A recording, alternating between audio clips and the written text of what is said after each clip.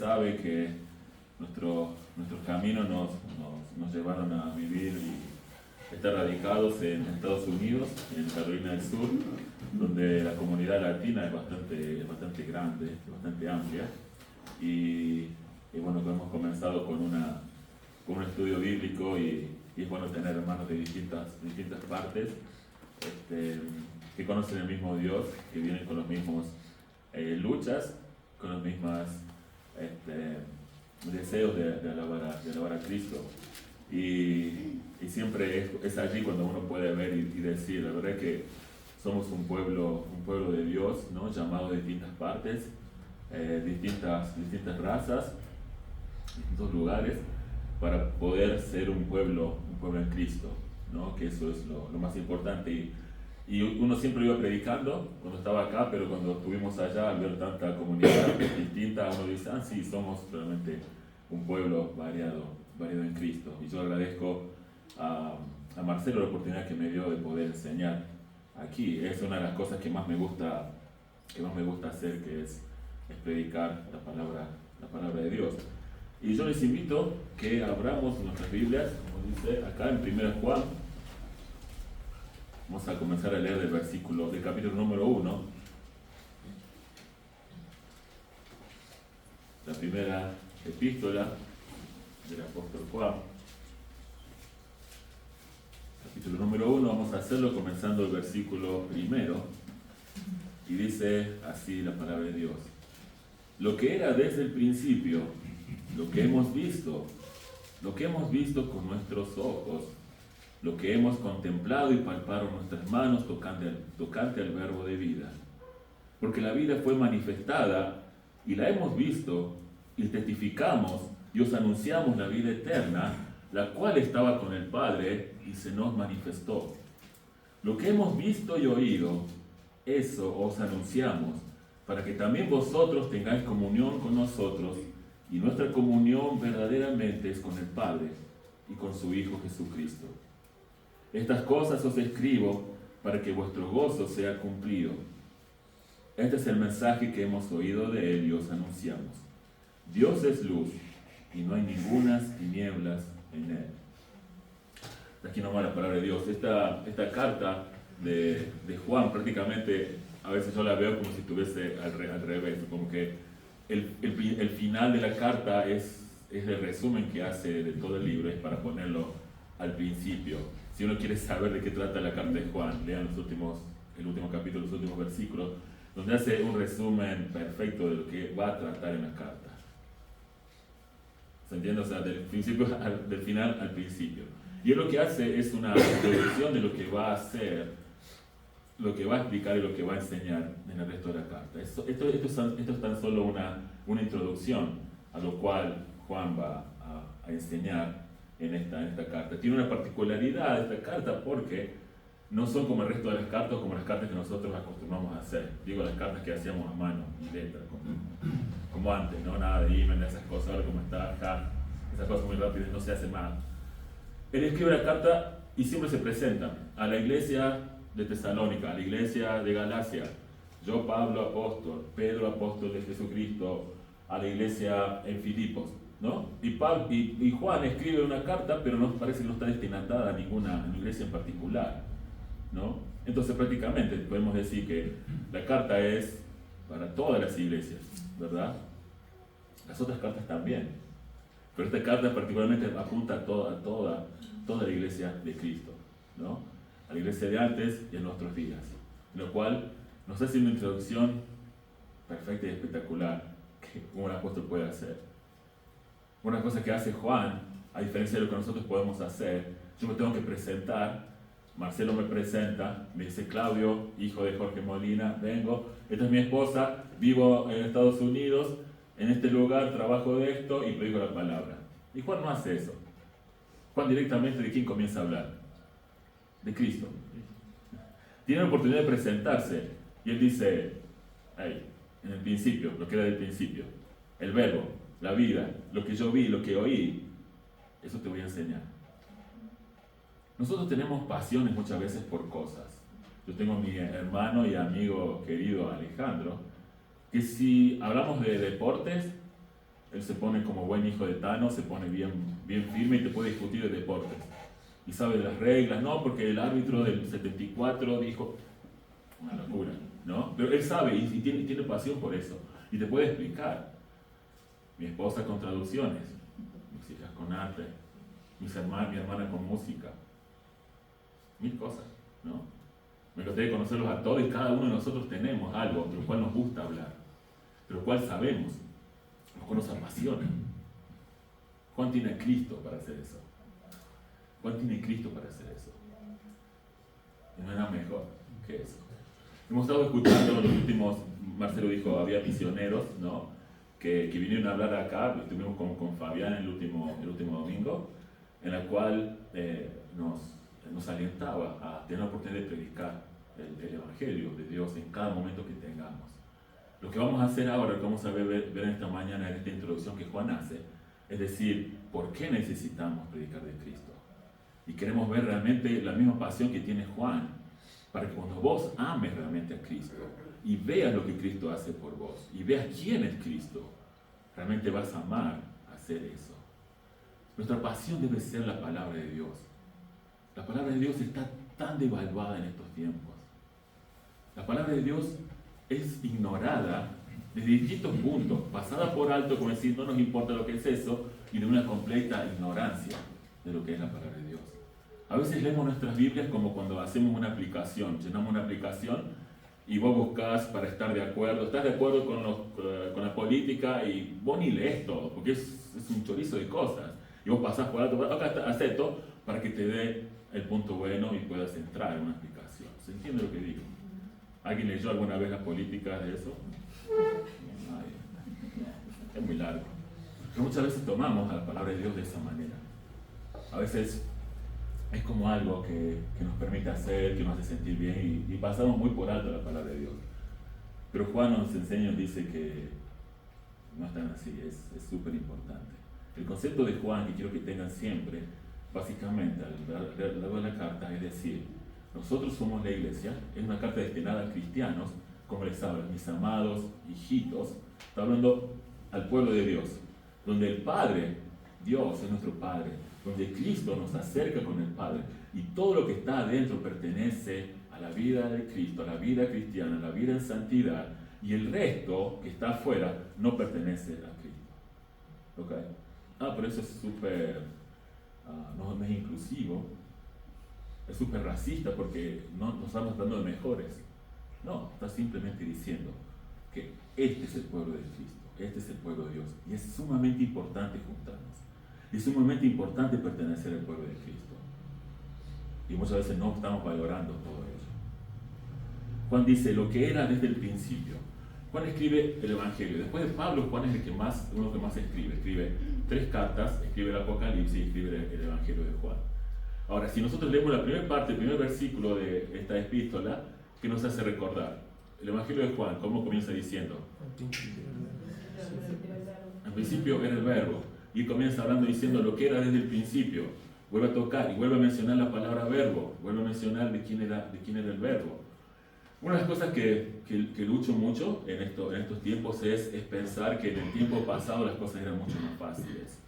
Y la verdad que el tiempo pasado no era tan fácil porque el que negaba, el que estaba a favor de Cristo, le cortaban la cabeza. O sea, y no decimos, no, los tiempos de antes eran más fáciles. No, que siempre es igual. Ya luchaban contra falsos maestros, ya luchaban contra el pecado, ya luchaban contra aquellos que decían que nosotros somos Cristo, ya luchaban con personas que dicen Cristo no vino, Cristo no se encarnó. Esa es la lucha que tenían en aquel entonces los apóstoles, ¿no? Y Juan vuelve a mencionar el verbo, ¿no? La vida tocante al verbo, dice lo que nosotros le hemos visto. Juan luchaba contra los pensadores griegos. Recordemos que Grecia había sido un gran imperio, en ese momento ya tenía influencia de muchas partes, tal vez así hasta la influencia de cómo escribir, ¿no? Que tomaron los judíos para escribir también cartas y la Biblia y todo eso. Entonces tiene una gran influencia, y todos sabemos que eran los filósofos, los pensadores, los poetas, los dramaturgos, que influenciaron mucho en el sentido de lo que era la vida y todo, ¿no? Y como al mismo tiempo que ahora, existían las personas que decían, Dios no existe, pero hay algo. Miren que siempre dicen, hay algo, es algo poderoso, pero no sé qué es. Algo que, bueno, ellos tenían algo que era así, porque pensaban que era así, que le decían el logos o le llamaban el verbo. Que el único propósito que tenían, pues recordemos que el conocimiento, la sabiduría, el propósito del griego, era, dice, el conocimiento no se puede atraer solamente leyendo, estudiando, simplemente tener una conciencia de lo que es el verbo, de lo que es el logo. Cuando uno tiene ese logo en sí, puede alcanzar un equilibrio, una armonía del universo y estar más allá de todo porque entiende de lo que es el verbo. Eso se decía. Y Juan, en su evangelio dice, el verbo era Cristo, ¿no? Todo eso que dicen ustedes, que no saben qué fuerza es Cristo. Y le vimos y habitó con nosotros, dice en el evangelio. Y acá Juan dice, lo que hemos oído, lo que hemos visto, lo que palparon nuestras manos, eso te voy a enseñar. ¿Por qué pusimos el fundamento de los apóstoles? Porque en base a eso lo que estamos es la palabra de Dios en el fundamento de los apóstoles. ¿Qué quiere decir esto? Que descarte y tira por la borda todo pensamiento que nosotros tengamos, nuevas revelaciones, nuevas visiones. Cristo me dijo, Cristo hace, Cristo me dijo que yo haga, que yo profetizo. Juan cerró el paréntesis ahí. No hay nada de eso. Porque dice, yo vi, yo toqué, yo comí, yo bebí, yo caminé. Él me dijo, Él me enseñó, y yo te lo voy a mostrar. Cada vez más Juan va sacando la palabra de Dios por sobre todas las cosas. Y necesitamos amar la palabra de Dios.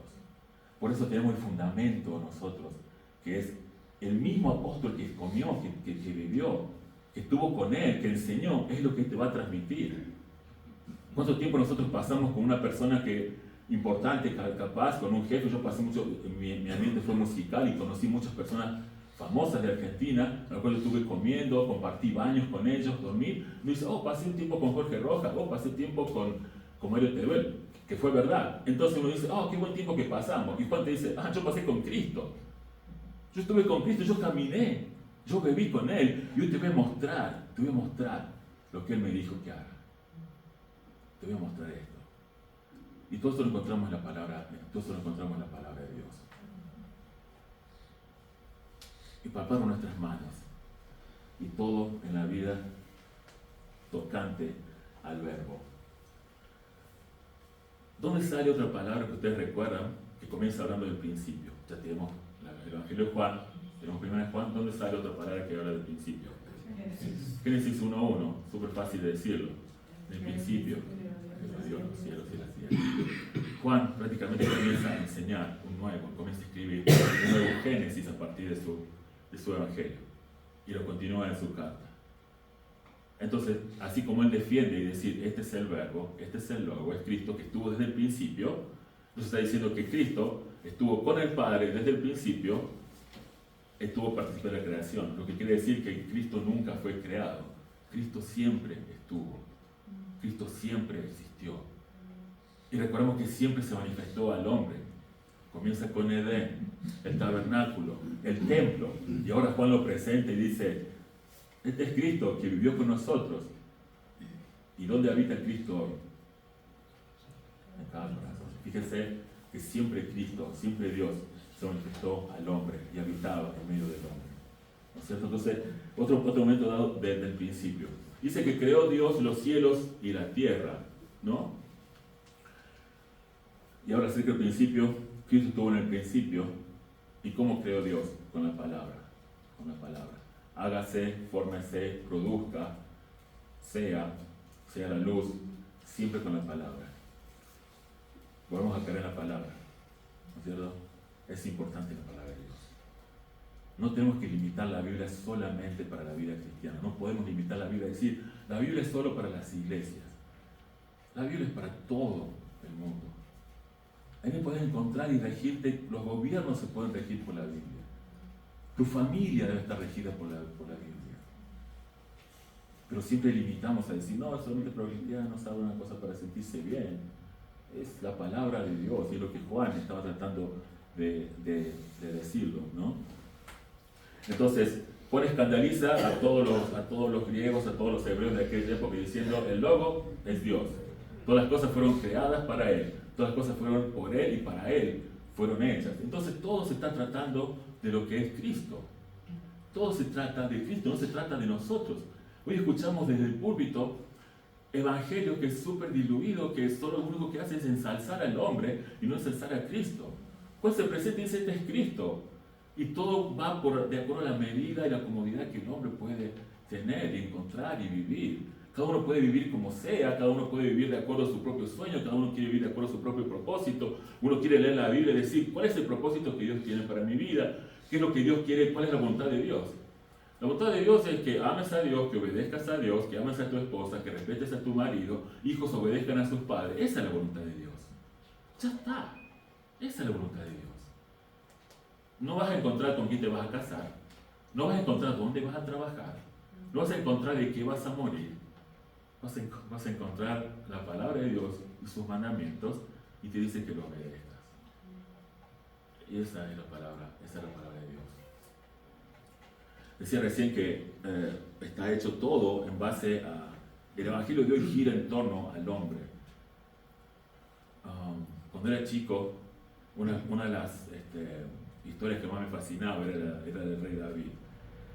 Es una de las personas que particularmente me gustaría conocer en el cielo. O sea, me encantaría contar cuál es David. Me encantaría conocerlo a él. Pecador como yo. O sea, no es que era el hombre pecador como yo, pero siempre me llamó la atención su vida. Obviamente que la de Goliat y el enfrentamiento con Goliat es una de las más favoritas. Pero fíjense cómo nos enseñan la historia de Goliat. Te dicen que David mata a Goliat y te dicen a vos que vos tenés el poder y la fuerza y la autoridad para vencer todos tus gigantes que se te levantan. Lo escuchamos 1000 veces, ¿verdad? Y vos tenés que levantar y voltear esos gigantes, porque son los gigantes que vos podés voltear y que Dios te da. Ok, analicemos un poco el contexto. Era un pueblo de Dios contra un pueblo enemigo, en el cual decidieron que un representante de cada pueblo pelee entre sí, y el que venza va a ser el ganador y los demás le van a servir. Ahora, ¿qué les suena eso? La humanidad pecadora contra la muerte, contra Satanás, vamos a elegir un solo representante que sea por todo el pueblo, por toda la tierra, y que pelee con un representante de la parte del mal, y el que venza, los demás van a servir a él. Ok, ¿quién fue el que venció la muerte? Cristo. Se trata de Cristo. No se trata de que vos podés vencer tus gigantes. Se trata de que Cristo ya lo hizo. Porque es de Él y para Él. Se llama sustitución. Es hermosa la sustitución, es decir, el representante de un pueblo a favor de los demás. Y que por Él nosotros podemos alcanzar la vida eterna. Por Adán somos todos muertos, mas por Cristo todos vivimos. Empiecen a leer la Biblia de esa manera, empiecen a encontrar a Cristo de esa manera. Es lo que Juan nos está diciendo. Y Juan nos dice, ese es Cristo. Yo lo vi, vamos a enseñar de esto. Quiero que empezamos a amar, a entender de las cosas y las maravillas que hizo Cristo por cada uno de nosotros. Quiero que empezamos a entender de que nuestra vida depende pura, solamente y exclusivamente de Él. Dice lo que hemos visto en el pasado, lo que hemos visto, lo que vivimos, lo que tocamos. De Él te quiero enseñar. Dije que era para mí, ¿no?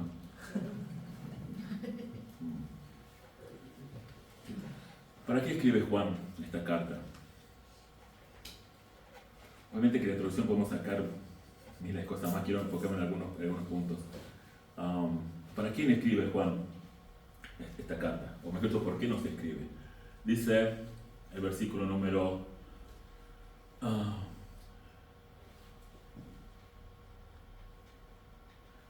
3. Lo que hemos visto y oído, eso os anunciamos para que también vosotros tengáis comunión con nosotros.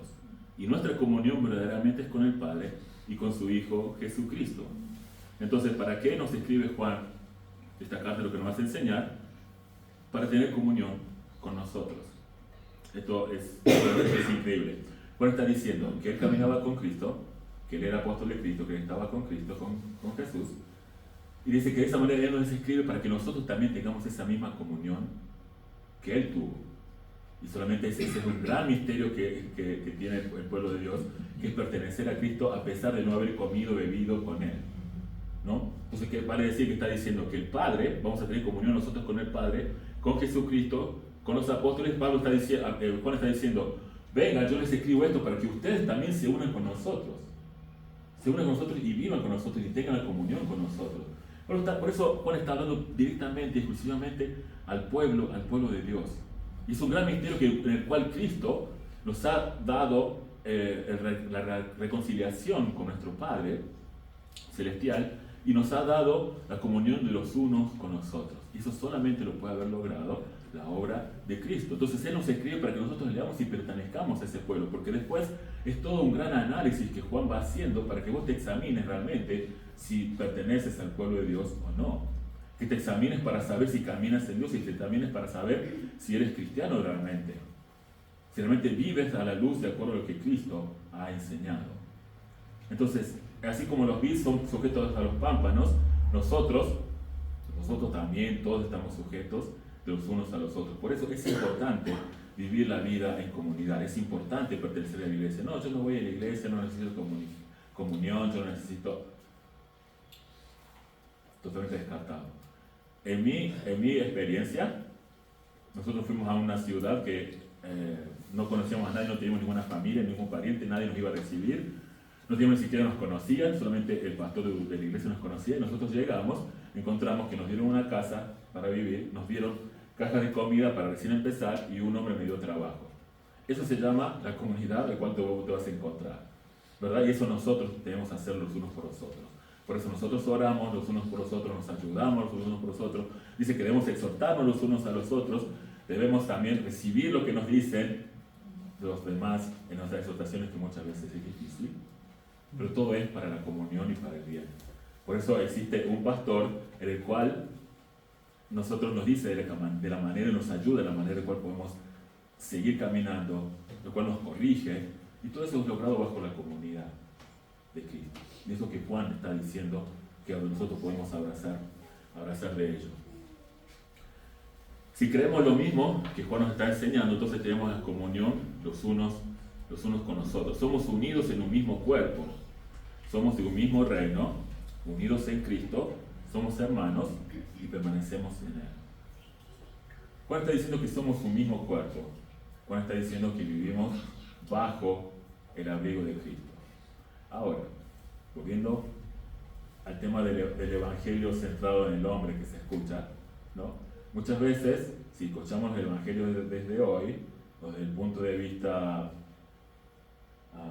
porque se me olvidó esa palabra, como un evangelio que es vendido más que todo, es decir, que Dios va a cumplir tus propósitos y que Dios va a cumplir tus sueños, si nos ponemos a pensar, realmente quiere decir, ok, yo quiero ser, trabajar, no sé, en electricidad, no sé, estoy tirando cualquiera, no sé, ya los trabajos de acá, ¿no? Yo quiero hacer esto, yo quiero permanecer acá, yo quiero vivir allá. Entonces, como está obligando a que Dios pueda cumplir tus propios sueños, y la verdad que es un grupo de personas desparramadas, egoístas, viviendo su propio sueño. Y no se trata de un pueblo, porque yo quiero ser esto, vos querés ser aquello, vos querés ser lo otro. Entonces no hay unidad en eso. Es egoísta, es para uno mismo. Es el evangelio para uno mismo, para cumplir mis propias satisfacciones. Entonces eso no es un pueblo.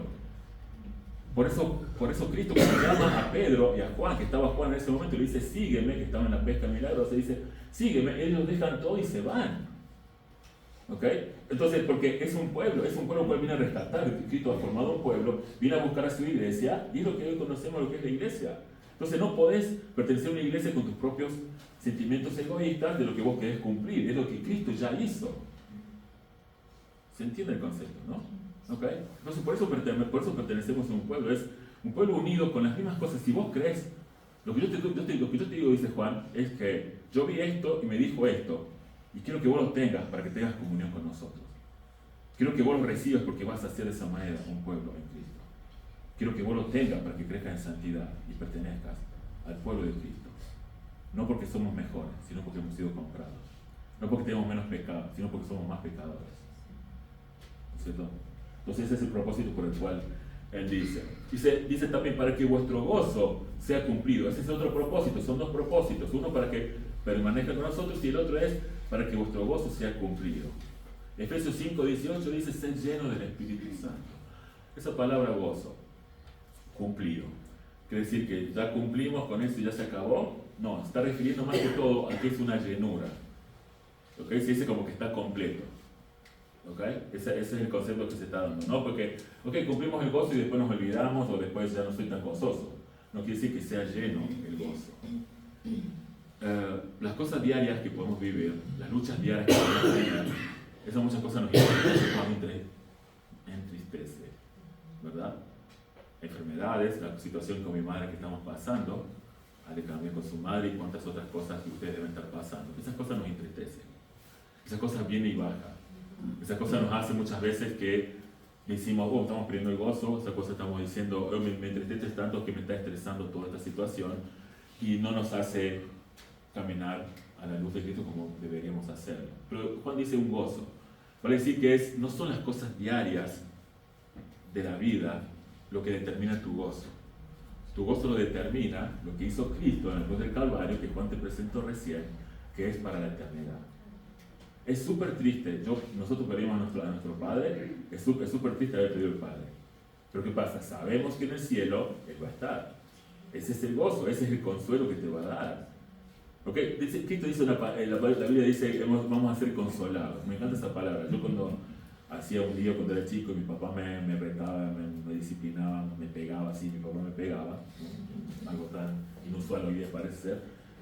Entonces, después mi papá buscaba la reconciliación, ¿no? Entonces ese llanto que yo tenía, porque mi papá me había, mi papá está bien ahora, ok. Ese relajo que yo tenía, ¿no? Eso es la consolación. Y eso es lo que vos vas a sentir en el cielo una vez que vayas. De todas las cosas que tuviste pasando acá. De todos tus sufrimientos que tuviste, si perdiste tu padre, si perdiste tu madre, un hijo, o cada cosa triste que te lleva, quiero decirte que vamos a ser consolados en el cielo. Entonces Juan dice, quiero que vivas esta vida, quiero que escuches lo que Cristo dijo, para que tu gozo sea cumplido, para que tu gozo sea lleno. Porque vamos a ser consolados allá. Acá, como dijo nuestro hermano en la introducción, acá vamos a tener sufrimiento. Pero Él ha vencido, eso es lo que está diciendo Juan.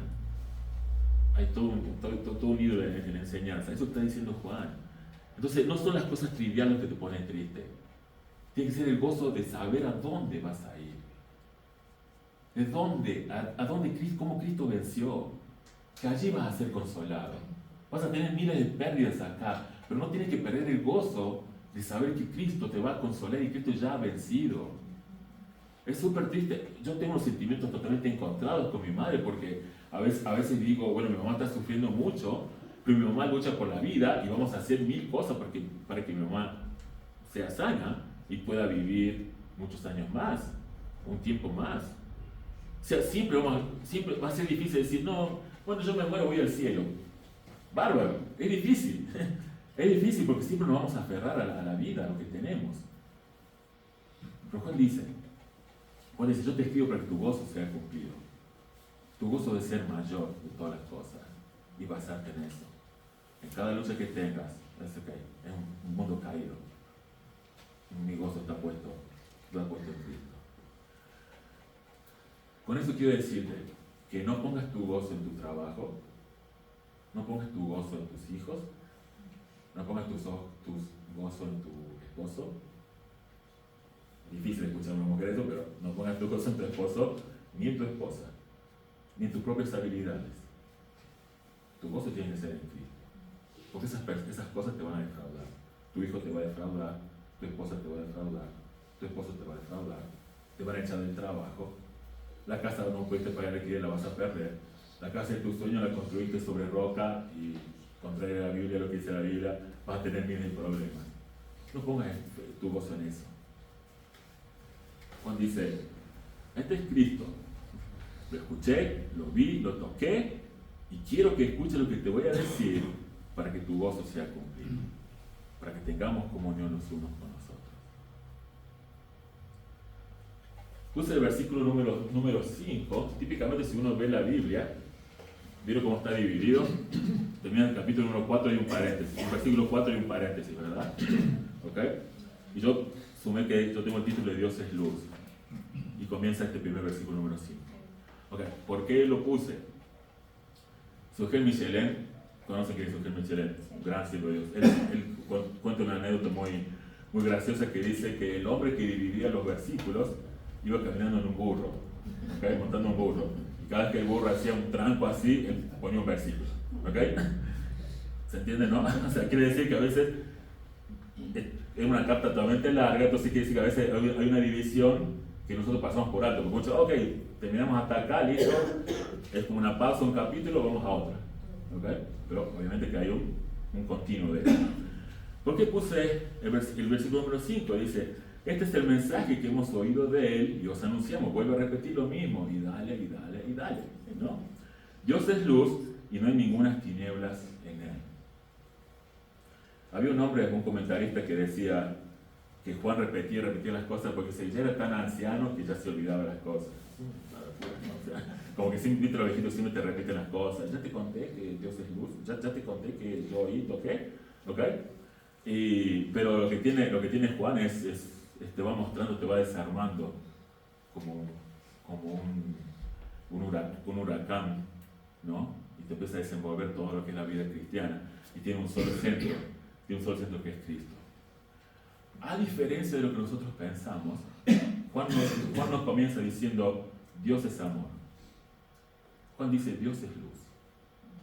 Juan comienza a hablar del amor recién a partir del capítulo número 4.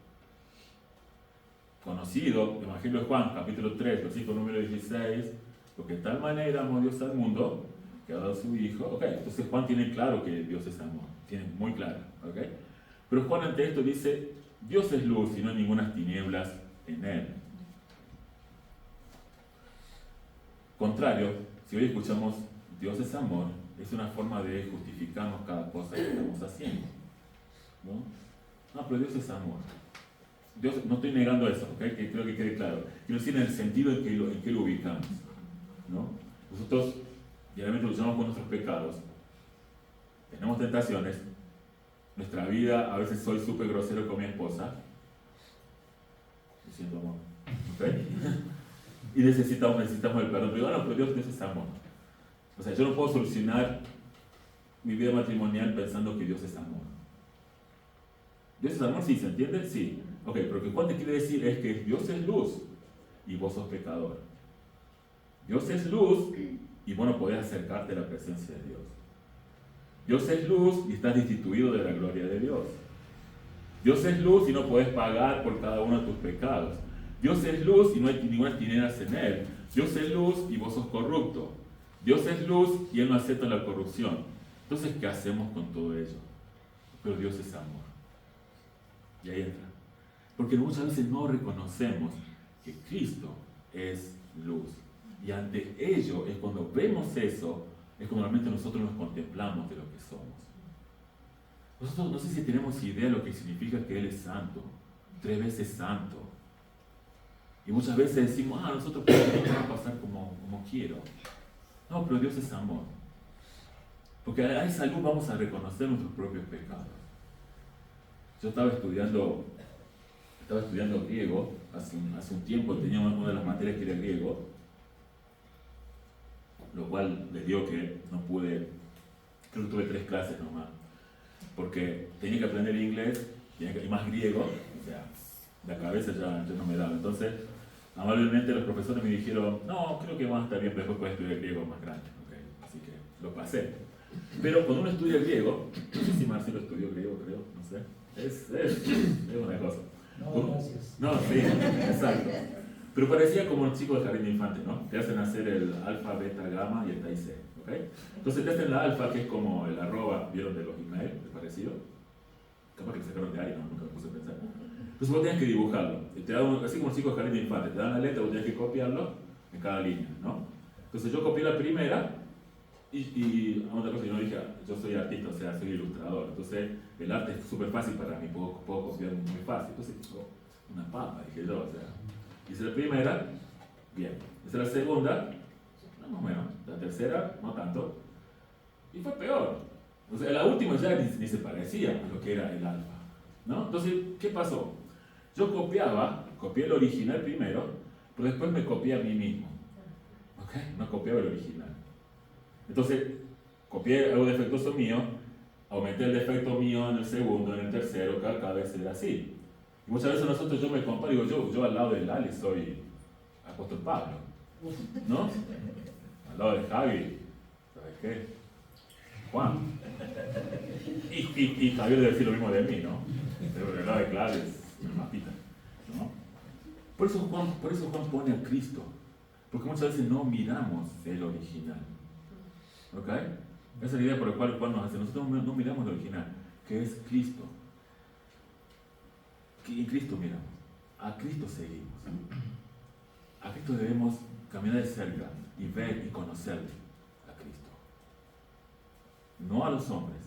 Por eso tu gozo no tiene que estar en personas. Por eso tu gozo no tiene que estar en cosas, sino en Cristo. Entonces, cuando nosotros contemplamos que Cristo es luz, cuando nosotros vemos que Cristo es santo, es allí cuando vos te vas a ver lo pecador que sos y lo que no tenés condición para alcanzar ese amor. Y ahí es cuando el amor de Cristo es vertido. Nos encanta la frase que dice: los pecados son muchos, mas la gracia es mayor. Ante más pecado, mayor gracia.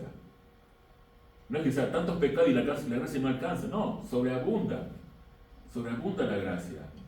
Pero no lo podemos hacer si no conocemos a Cristo. Si los púlpitos no enseñan quién es Cristo, ¿cómo vamos a poder conocer? Hay un solo nombre dado a los hombres, que es Cristo. No sos vos ni yo ni las cosas que nos pasan, es Cristo. Por eso es sumamente importante el apostolado ahora. Y yo no sé si es la corriente de acá, pero yo tengo muchas luchas con personas que se hacen llamar los apóstoles, ¿no? Pero quiero decirte algo sano, no sé si sano, pero quiero decirte algo que me ayuda a pensar mucho. Porque muchas veces centramos la lucha o la pelea cuando alguien te dice que es apóstol. Pero vos no viste a Cristo, ¿no es cierto? Es un requisito haber visto a Cristo, ¿verdad? Entonces siempre discutimos en ello, ¿ok? Pero el punto es que cuando vos lees esta introducción que Juan hace, quiere decir que es mucho más allá que no viste a Cristo. ¿Okay? Uno piensa: a mí Cristo se me apareció en revelación y soy apóstol. No, Juan está diciendo: yo comí, yo bebí, yo escuché, yo toqué. Seguramente él vio, seguramente le habrá hecho con una comida, Jesús le cocinó, compartieron charlas. Entonces, escuchamos de él. Y por eso nuestro fundamento está puesto en él. Hay un apóstol que dice: cuando vos haces una casa, pones primero el fundamento, que es súper importante. Si no pones bien el fundamento, la casa se puede caer o directamente tenés que tirar todo para volver a empezar. Pero nunca se pone un fundamento en el primer piso. Ya está hecho el fundamento. ¿Okay? Entonces no hacemos otro fundamento en el primer piso, hacemos otro fundamento en el segundo piso. Ya está hecho. Y es el de los apóstoles. Si ustedes pueden leer después en su casa todo lo que se refiere a la carta de Juan, háganlo y léanlo, porque es increíble. Yo siempre fui fanático del Evangelio de Lucas. Me gusta la forma de escribir de Lucas. Pero Juan tiene unas cosas sumamente importantes en la manera en que él se expresa y decir: yo soy el apóstol de Cristo y yo lo vi. ¿Cómo es conocido Juan, el apóstol Juan? Es conocido como el discípulo amado. Aquel que Pedro le hacía señas para que le pregunte quién lo iba a entregar. ¿No? Y Juan estaba ahí al lado, ¿no? Entonces dice: Juan es el amado. Y el discípulo amado acá te está diciendo que si no eres de Cristo, eres del diablo. Léanlo después. Si decís que no tenés pecado, le haces a él mentiroso. Pero no es discípulo amado él. Está siendo duro conmigo. ¿Ok? Porque él presenta a Cristo. Que centres tu vida en Cristo. Ahora, lo que Fabián habló, ya para ir cerrando, lo que Fabián habló el domingo pasado fue extremadamente bueno, porque nos hace la gran comisión de ir y predicar la palabra de Dios. Y muchas veces tendemos a separar lo que es un misionero a lo que es nosotros. Okay, apoyamos muchísimos misioneros. Mi suegro fue misionero. Hoy yo tengo mi esposa y mi familia, estoy en este lugar por la vida de un misionero. Entonces es sumamente importante la vida de un misionero que proclama. Ahora, somos todos, la gran comisión es para todos, ¿no es cierto? Entonces, yo quiero que con lo que le dijo Fabián el domingo pasado, no quiero que sea un trabajo para vos hablar. No quiero que sea un trabajo de decir, ok, tengo que. No, yo quiero que necesites. Y la única manera que vos vas a predicar, siendo un misionero en la Gran Comisión, sin ser un misionero, ¿se entiende? Es decir, este es Cristo. Amo a Cristo. Yo sé quién es Cristo.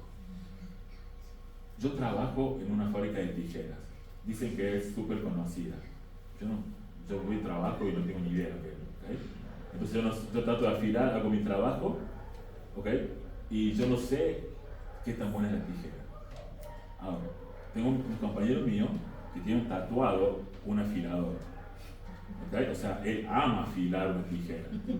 Entonces, ante él yo me pongo a hablar con él y yo afilo, corta.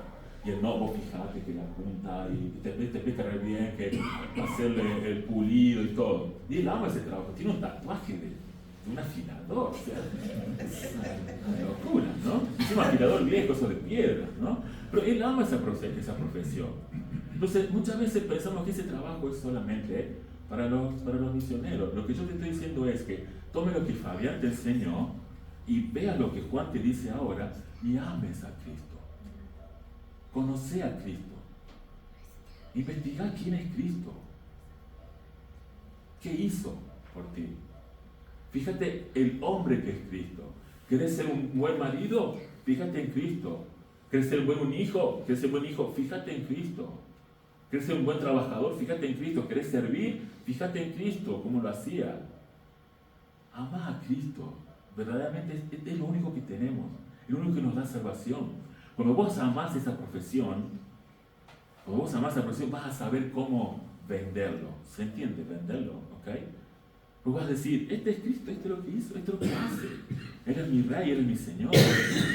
Muchas veces somos que Cristo nos ha salvado, Cristo nos ha resucitado, por Cristo somos resucitados, pero Cristo no es tu Rey. Sabes quién es, pero Él no es tu Rey. Él no gobierna tu vida. Vos no te regís por lo que Él dice. Te sentís bien venir acá. Pero pones tu gozo en tus hijos y toda tu vida gira en torno a tus hijos. Tus hijos ponen hasta el lugar de en qué iglesia te vas a congregar. Tu esposo maneja tu vida lejos de lo que es Cristo y vos pones toda la esperanza en ello, pero Cristo no es tu Rey.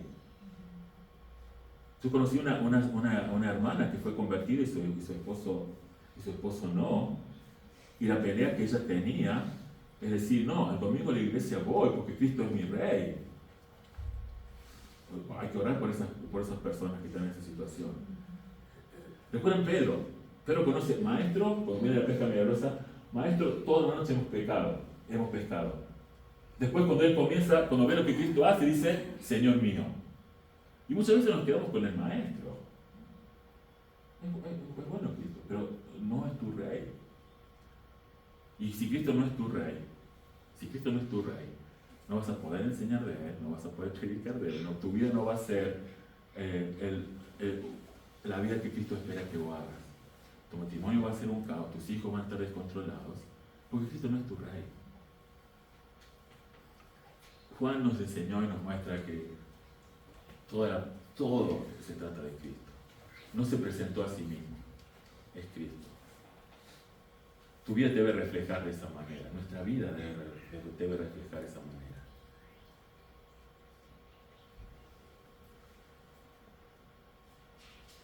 Juan comienza a escribir un nuevo Génesis, dice, lo que era del principio. ¿Qué era del principio? La redención. La redención. Lo que era del principio se ha manifestado. Dios creó nosotros, a pesar de nuestros pecados, para ensalzar el nombre de Cristo, y Dios nos ha dado la redención. Entonces ese plan sigue siendo, ese plan sigue estando. Por eso Juan comienza diciendo lo que era del principio. Cristo es luz.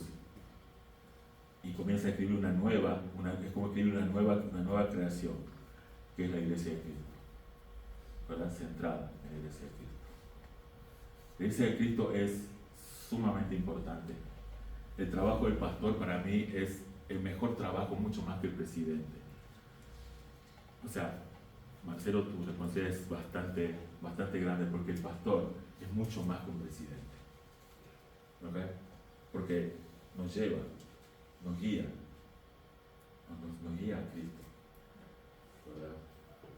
Quiero que en esta mañana deje en tu corazón conocerle más a Cristo, que tu vida rija en base a eso, en la crianza de tus hijos, que Cristo sea el centro, que hoy con tu esposa te pongas en clave y decir, vamos a dejar que Cristo reine, que Cristo sea nuestro rey. Es su palabra tan devaluada hoy día, tan ignorada, con el fundamento de los apóstoles. Y está acá, en su palabra, en la palabra de Dios. Todo lo que sea, lo vas a encontrar en Él. Dios es luz, pero también Dios es amor. Dios nos ha salvado y nos ha rescatado. Nos ha llamado a ser un pueblo de Él.